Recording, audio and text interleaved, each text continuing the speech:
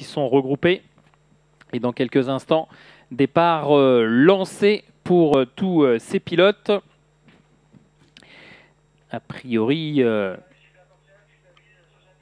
on va pouvoir retrouver l'intégralité de ce peloton. Manu Damiani est donc en avant-dernière ligne. Sur la première ligne, Franck Salvi, le numéro 2, Antoine Damiani, le 101, qui vont donc avoir les honneurs de lancer ce peloton de la midget 2 litres qui se présente au virage du lycée. Les voici, les voilà. Allez, la voiture de sécurité qui s'efface. Et dans quelques instants, on est parti pour 20 minutes de course. 20 minutes de course, attention. C'est parti pour Franck Salvi qui accélère, qui emmène le peloton. Voilà, un peloton très groupé. Alors qu'est-ce que Franck Salvi va conserver sa pole position? Non, ça ne semble pas être le cas. Oh, c'est au coude à coude dans l'entrée de la grande courbe. Attention, Franck Salvi qui a été, semble-t-il, débordé par Antoine Damiani, qui va virer très large. On va voir derrière, parmi les têtes d'affiche à suivre, Alex Marchois ou Clément Berlier, eh bien, où on se situe au terme de ce premier demi-tour. On a également du côté des hommes forts de cette catégorie, Romain Carton et Manu Damiani dans le fond du classement.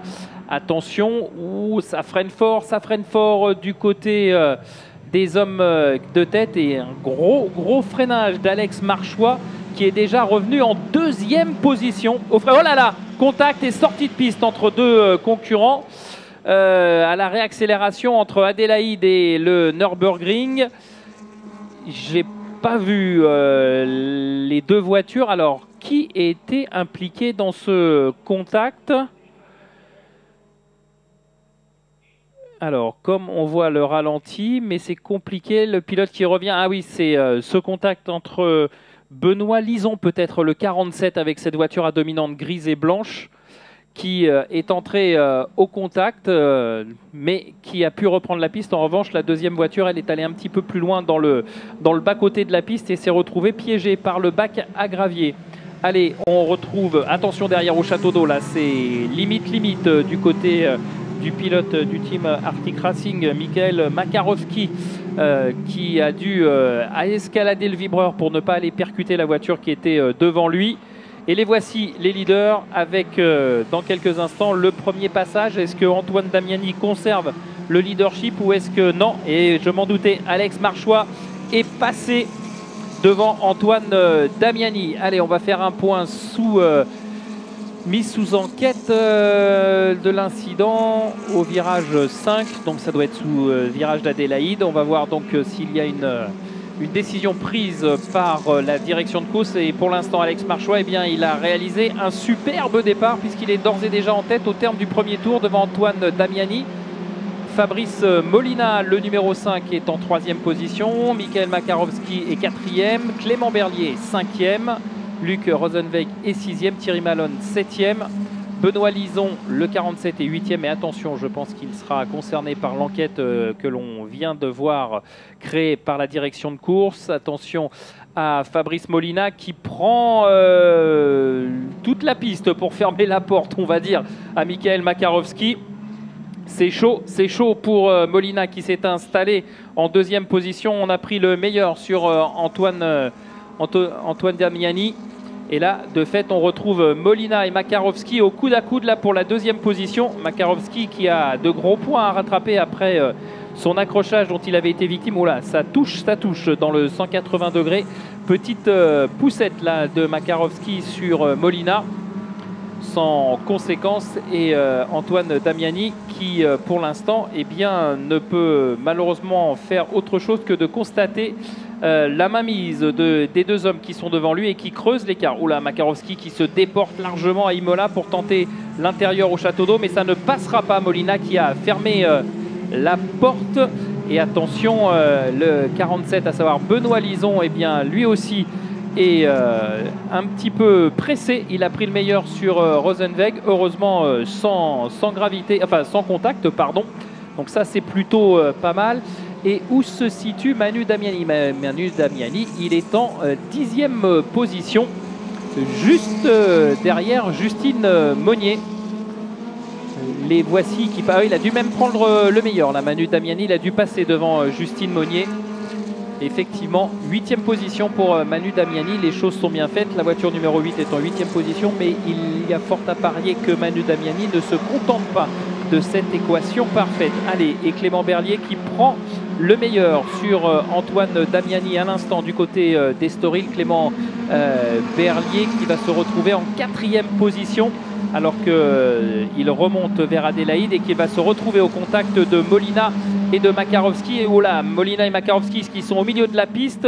Makarovski qui est passé, qui ferme les portes à Adélaïde. Molina est toujours dans son sillage et Berlier, semble-t-il, passe en 4e position. Ouais, c'est serré, c'est serré. Ça va être au coude à coude à l'entrée du Nürburgring, mais là Berlier a la meilleure trajectoire et Antoine Damiani malheureusement va devoir céder. Et Clément Berlier qui va maintenant s'attaquer à Molina. Il a l'air déchaîné là, Clément Berlier. Il a tenté l'extérieur dans le 180 degrés, mais finalement il s'est ravisé. Il est resté derrière la voiture numéro 5 de Fabrice Molina. Mais ça va être compliqué. Makarovski, lui, s'est installé en 2e position, alors qu'il y a eu un contact un petit peu plus loin derrière, avec notamment Antoine Chapus qui a pu redémarrer. Il était en fâcheuse position, en tête à queue du côté d'Adélaïde, mais il a pu redémarrer. On est toujours focalisé sur la bagarre en tête du peloton de chasse lancé à la poursuite d'Alex Marchois. Alex Marchois qui est parti et qui a véritablement creusé l'écart. Alex Marchois irrésistible dans cette dernière course midget 2 litres. Makarovski est en 2e position, Molina 3e, Berlier 4e. Ah, ça va être chaud là, ça va être chaud. Lison est 5e et Manu Damiani remonté 6e. Manu Damiani qui se déporte à l'entrée de la grande courbe et qui va plonger à l'intérieur sur Lison. Et c'est passé. C'est passé pour Manu Damiani. Manu Damiani qui est désormais en 5e position. Alors attention, le groupe de devant, devant Manu Damiani est en train de s'expliquer, ce qui devrait peut-être lui permettre de les rejoindre relativement rapidement. On jette un œil sur l'écart. Il y a quoi? Il y a 1,5 seconde environ. Oui, allez, on va dire une grosse seconde entre Manu Damiani et Clément Berlier qui s'attaque à Molina et qui va passer à l'intérieur, voilà, à l'épingle d'Adélaïde. C'est passé pour Clément Berlier sur Fabrice Molina. Fabrice Molina qui recule d'un cran, qui est donc désormais en 4e position. Et Manu Damiani est en train de revenir comme un boulet de canon sur le trio qui compose la 2e jusqu'à la 4e position. Mais attention, Manu Damiani ne revient pas seul. Il emmène Benoît Lison derrière lui. Un petit peu plus loin, on a 2 autres voitures, mais l'écart est creusé. Mais attention, Damien Lison qui pourrait également... Benoît Lison, pas Damien. Benoît Lison, autant pour moi. Benoît Lison qui pourrait aussi profiter de l'appel d'air, si l'on peut s'exprimer ainsi, que va créer Manu Damiani lors des prochains dépassements. Et la prochaine victime de Manu Damiani, le leader du classement provisoire, eh bien, elle devrait s'appeler... Fabrice Molina dans quelques instants. Oui, du côté de la réaccélération du château d'eau, Fabrice Molina tente de résister, mais je pense que ça va être peine perdue au freinage du virage du lycée. Fabrice Molina qui s'incline face à Manu Damiani qui grappille une nouvelle place, alors qu'Alex Marchois en tête de la course, et bien lui il fait son petit bonhomme de chemin en route vers la victoire. Attention, car derrière maintenant les choses vont encore monter en intensité. Vous ne le pensez pas? Eh bien si, c'est possible. En midget 2 litres, le spectacle n'est jamais stoppé tant que le drapeau à damier n'est pas présenté. Alors Makarovski devant Berlier et avec derrière eux Manu Damiani lancé à leur poursuite. Ça promet du spectacle. On sait que le pilote russe est assez volontaire, c'est le moins qu'on puisse dire. Donc a priori, les dépassements vont être certainement spectaculaires. Allez, Clément Berlier qui est dans l'aspiration du pilote Arctic Racing. Il se décale à l'extérieur avant d'aborder le freinage d'Adélaïde. Makarovski qui reste à l'intérieur et Manu Damiani qui arrive encore à l'extérieur et qui fait Touche-touche avec le pare-choc arrière de Clément Berlier. Manu Damiani qui s'est maintenant rapproché. C'est toujours le dilemme hein, quand on arrive à l'épingle d'Adélaïde. Est-ce qu'on garde la trajectoire idéale pour conserver de la vitesse au point de corde ou est-ce qu'on décide de fermer la porte pour empêcher son adversaire de nous dépasser?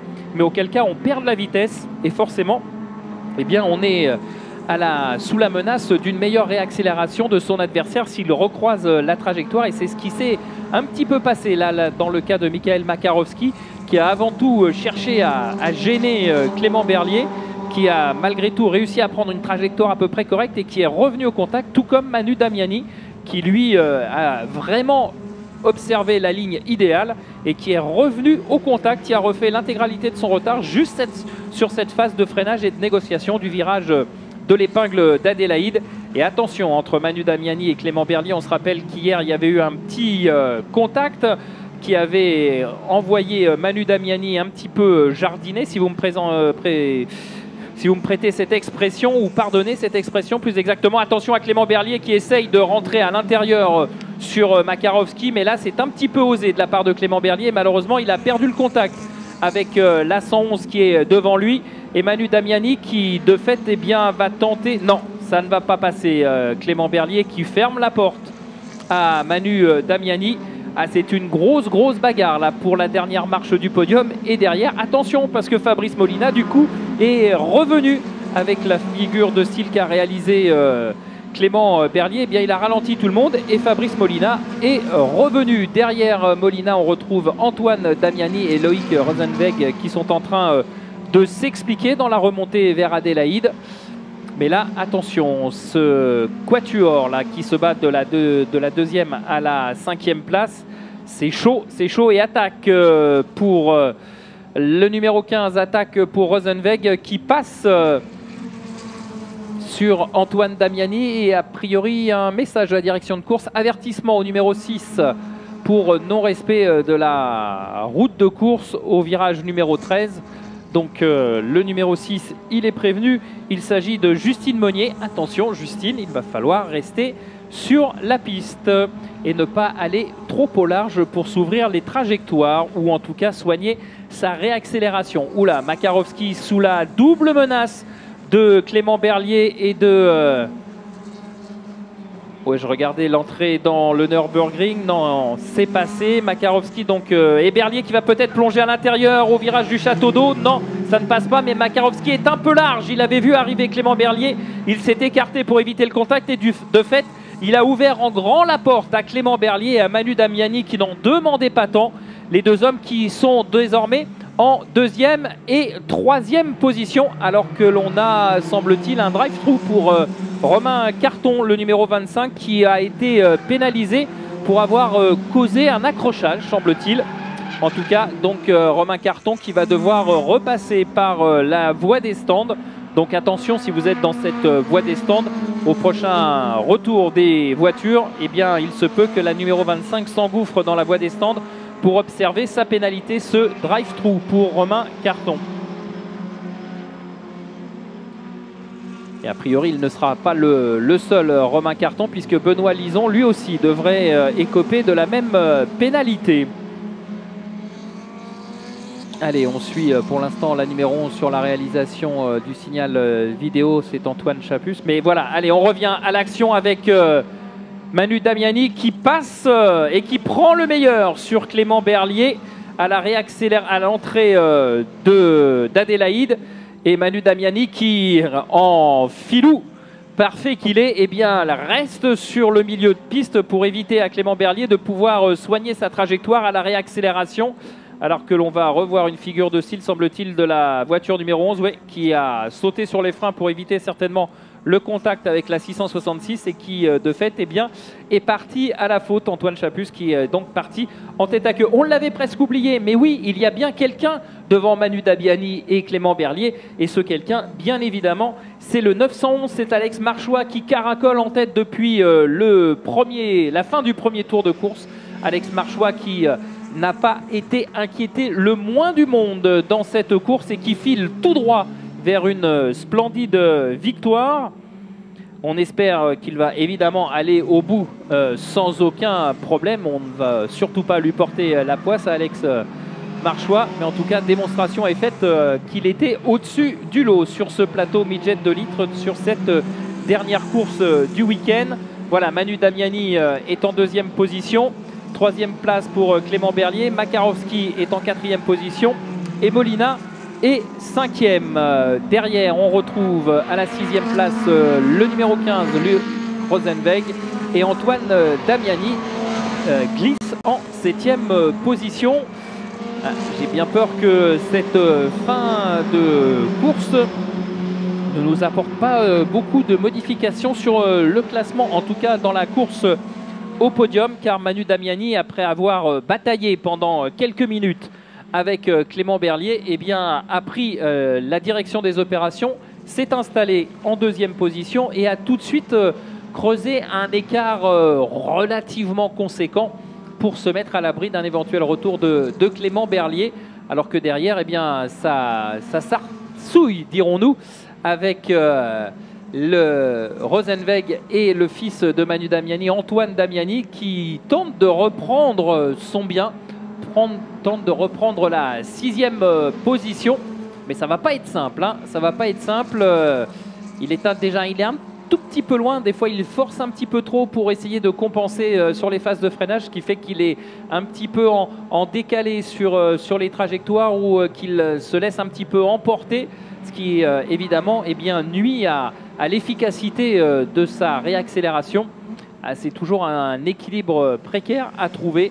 On le sait, les midgets permettent bien des folies, mais elles restent quand même assez fines à piloter, et moins on perd de vitesse de passage en courbe, plus on est évidemment performant. Vous me direz, j'enfonce là une très grosse porte ouverte. Allez, en tout cas, celui qui a trouvé le mode d'emploi, eh bien, c'est celui qui va repasser dans quelques instants sur la ligne de chronométrage, à savoir Alex Marchois. Alex Marchois, voilà, qui file véritablement vers la victoire. Il avait un peu plus de 4 secondes d'avance, écart stabilisé, me semble-t-il. Oui, 4 secondes, 184 millièmes d'avance pour Alex Marchois sur Manu Damiani. Manu Damiani qui compte également 1 seconde d'avance sur Clément Berlier. Autant dire que les jeux sont faits pour la constitution du podium. Attention, on a vu un petit signe de la main de Christophe Carrière lorsqu'il passait dans la ligne droite des stands, le pilote de la voiture numéro 79. Est-ce qu'il a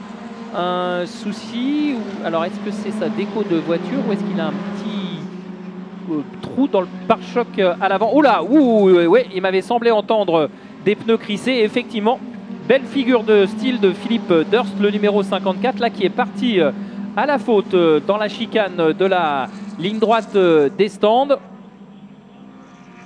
Et c'est la bagarre entre le 79 et le 177. Alors non, il n'a pas un trou dans sa carrosserie, c'est simplement qu'il a certainement rafistolé son carrossage avant avec du scotch.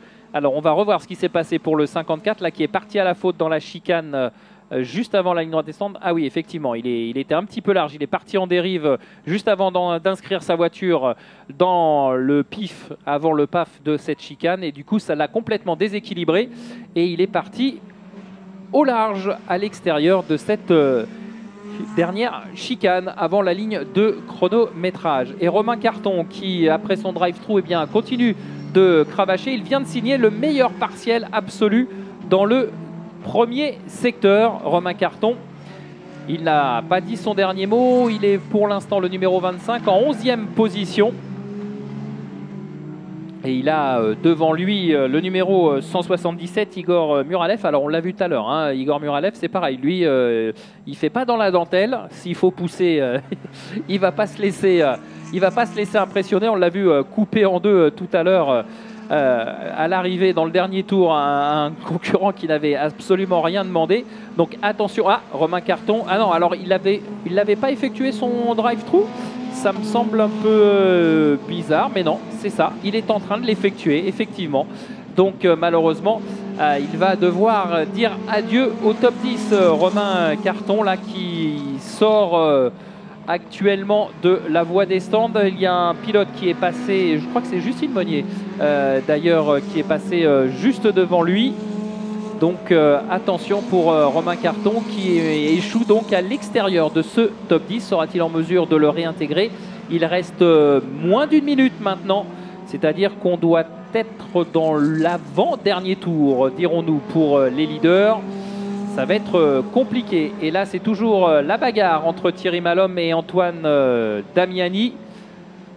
C'est chaud, mais Antoine Damiani qui tente de résister de droite et de gauche, mais qui va devoir certainement encore une fois s'incliner. Non, c'était l'objectif de la caméra qui écrasait un petit peu le retour des voitures, mais j'ai bien l'impression, attention, il est un peu large Antoine Damiani là à l'entrée du 180 degrés. Et va-t-il en profiter Christophe Carrière pour passer? Non, ça ne semble pas être le cas. 20 secondes pour descendre jusqu'à la ligne de chronométrage alors que Alex Marchois est au château d'eau. Ça risque d'être juste et on est peut-être tout simplement dans le dernier tour. Oui, ça va être le dernier tour et la présentation du drapeau à damier pour Alex Marchois qui aura vécu une dernière manche ici à Manicourt sans aucun problème, aucune alerte pour Alex Marchois qui s'impose de main de maître dans cette dernière course. Manu Damiani termine à la deuxième position et Clément Berlier récupère la dernière marche du podium. Grosse bagarre. Makarowski termine quatrième et Molina cinquième. Voilà cette arrivée, cette fin de course ici à Manicourt. Ça a été très chaud, très disputé. Mais finalement, eh bien, les gros bras ou les favoris ont gagné. On va les retrouver dans quelques instants pour la cérémonie protocolaire.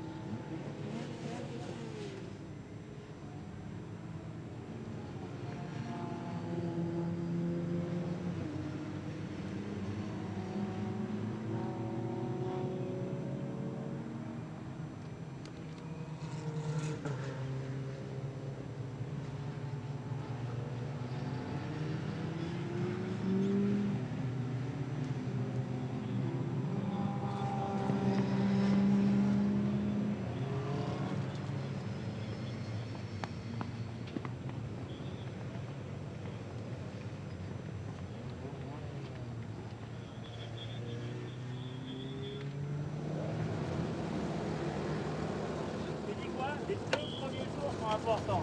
T'as vu le chiffre que t'avais? Et le freinage de premier. Des points comme ça, quand tu veux t'en faire. C'est pas un peu, elle est bonne.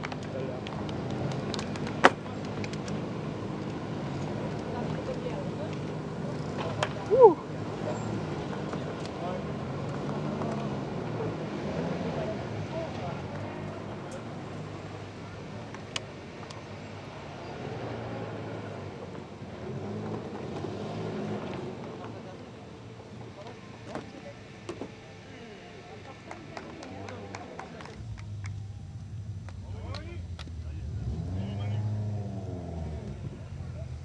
Alex, bravo.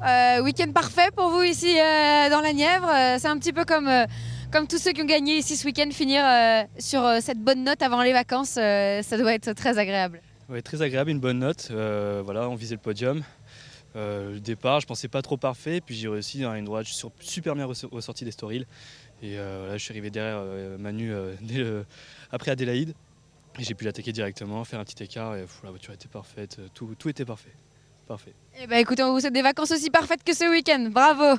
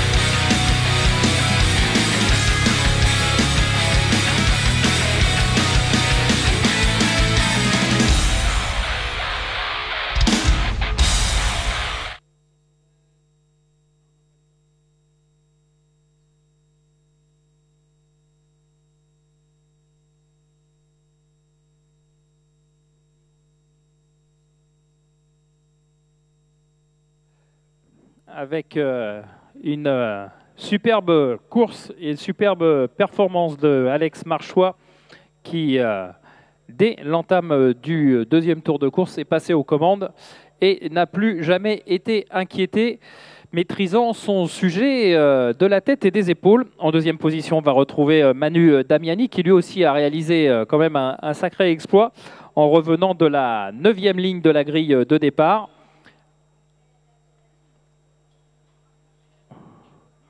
Manu Damiani donc, qui va monter au podium.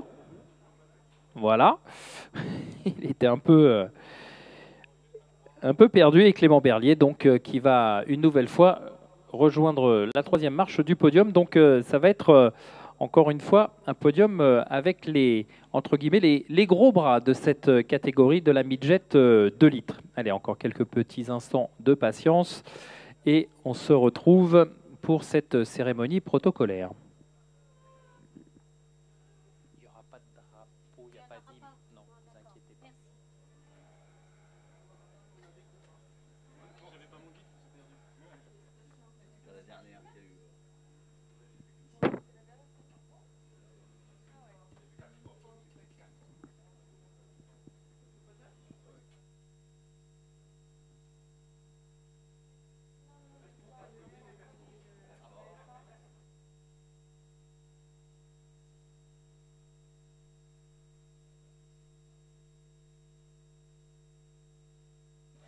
Voilà, ils sont donc arrivés. On va donc pouvoir commencer cette cérémonie du podium en appelant sur la 3e marche.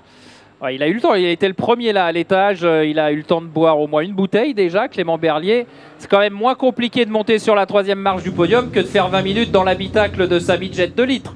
Allez, on va demander donc à Clément Berlier de venir nous rejoindre au moment où les F4 entrent en piste pour aller s'installer au bout de la voie de circulation. Allez, Clément Berlier, 3e de cette 4e course de la catégorie midget 2 litres qui nous rejoint sur le podium. Allons-y, merci beaucoup. Voilà, Clément qui monte sur la 3e marche du podium. 2e place pour Manu Damiani qui a réalisé une grosse performance. Et quelle performance également réalisée par Alex Marchois qui a dominé de la tête et des épaules cette dernière manche ici.